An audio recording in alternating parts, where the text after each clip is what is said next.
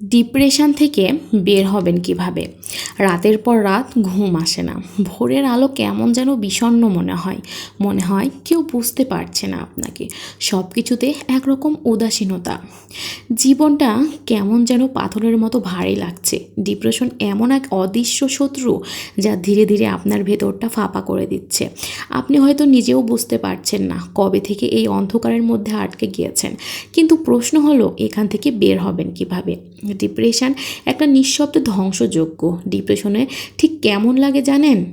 একটা ভালো একটা কালো মেঘের নিচে বসবাস করার মতো। আপনার চারপাশে সব কিছু স্বাভাবিক থাকলেও আপনি কিছুই অনুভব করতে পারেন না। সকাল বিকাল পার হয়ে যায়, কিন্তু সময়ের সঙ্গে আপনিও যেন কোথাও আটকে গিয়েছেন। একসময় ভালো লাগতো যে গান, এখন সেটাও বিরক্তিকর। কোনো কাজেই উৎসাহ আসে না। মনে হয় এই যন্ত্রণা শেষ নেই।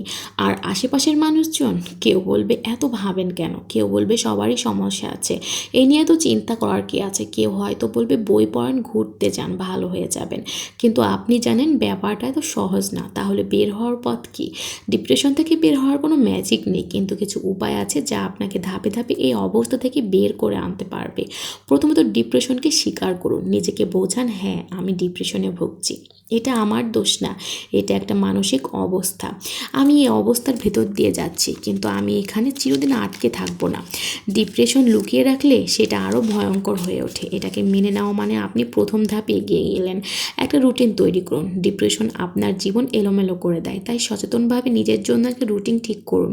প্রতিদিন একই সময়ে ঘুমানো, খাওয়া, হালকা ব্যায়াম করা, এসব নিয়ম মেনে চললে মন ধীরে ধীরে স্থিতিশীল হবে।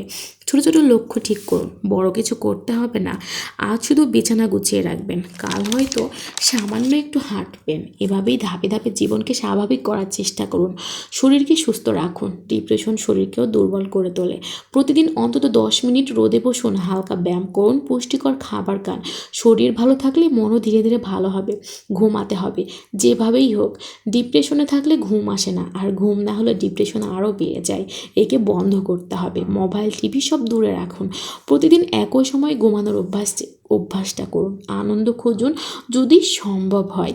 এই মুহূর্তে কিছুই ভালো লাগবে না, তবুও চেষ্টা করুন এমন কিছু করার যা একসময় আপনার আনন্দের কারণ ছিল। হয়তো পুরানো গান শোনা, একটা বই পড়া, বা স্রেফ জানালার বাইরে তাকে কিছুক্ষণ বসে থাকা। কারোর সঙ্গে কথা বলুন। ডিপ্রেশন আপনাকে একা করে দেয়, কিন্তু আপনি একা না। কাছের বন্ধু বা পরিবারের কাউকে বলুন, আমি ভালো নেই, একটু শুনবে, একটু বুঝবে আমার এই সিচুয়েশান। কথা বললেই সব সমস্যার সমাধান হয়ে যাবে না, কিন্তু অন্তত বোঝা কিছুটা হালকা লাগবে। এই অন্ধকার চিরদিন থাকবে না। আজ হয়তো মনে হচ্ছে এই যন্ত্রণা কোনোদিন কমবে না, কিন্তু বিশ্বাস করুন ধীরে ধীরে সব বদলে যাবে। একদিন ভোরবেলা ঘুম থেকে উঠে দেখবেন বাতাসটা আগের চেয়ে একটু হালকা লাগছে। সূর্যের আলো গায়ে পড়লে মনে হবে এই উষ্ণতাটুকু যেন বহুদিন পর সত্যি করে অনুভব করতে পারছেন। ধীরে ধীরে বুকের চাপা ভাবটাও কমবে। আবার প্রাণ খুলে শ্বাস নিতে পারবেন। এই অন্ধকার রাতও কাটবে, ঠিক যেমন প্রতিটি রাতের শেষে সূর্য ওঠে। হয়তো একদিনেই সব বদলে যাবে না, কিন্তু প্রতিটি নতুন সকাল আপনাকে একটু একটু করে সামনে এগিয়ে নিয়ে যাবে। তাই আজ শুধু নিজেকে বলুন, আর একটা দিন পার করলেই হলো। এক সময় দেখবেন সেই আর একটা দিন একে একে জুড়তে জুড়তে এক নতুন জীবনের দিকে নিয়ে গেছে আপনাকে, যেখানে অন্ধকার নেই, আছে আলো আর বেঁচে থাকা তৃপ্তি।